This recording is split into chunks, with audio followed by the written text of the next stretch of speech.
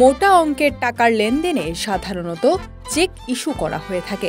বড় অঙ্ক হলে নগদের বদলে চেকের মাধ্যমেই টাকা পরিশোধ করা হয়। সেই কারণে চেক কিংবা অনলাইন পেমেন্টের পরামর্শ দিয়ে থাকেন বিশেষজ্ঞরা। আসলে দুজনের কাছেই প্রমাণ থাকে যে আপনারা একটি লেনদেন করছেন।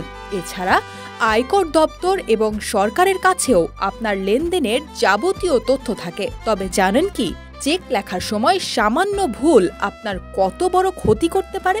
আর ঠিকমতো চেক লেখা না হলে আপনার অ্যাকাউন্টে জমানো টাকা গায়েব হয়ে যেতে পারে।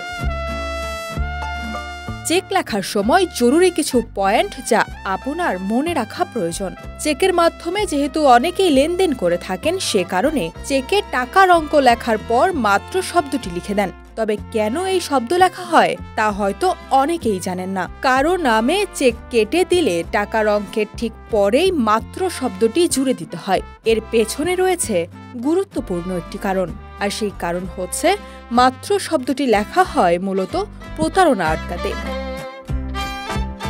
মাত্র শব্দটি লেখা থাকলে আপনাকে প্রতারিত করতে পারবে না কেউ। যেমন ধরুন, আপনি কারো নামে 25,000 টাকার চেক কেটে দিলেন, টাকার অঙ্কে লিখলেন 25,000 টাকার পর আর কেউ কোনো শব্দ বসাতে পারবে না এই মাত্র শব্দটি থাকায়। ফলে আপনি প্রতারিত হবেন না। নিউজ ডেস্ক, 24 ঘন্টা বাংলাদেশ।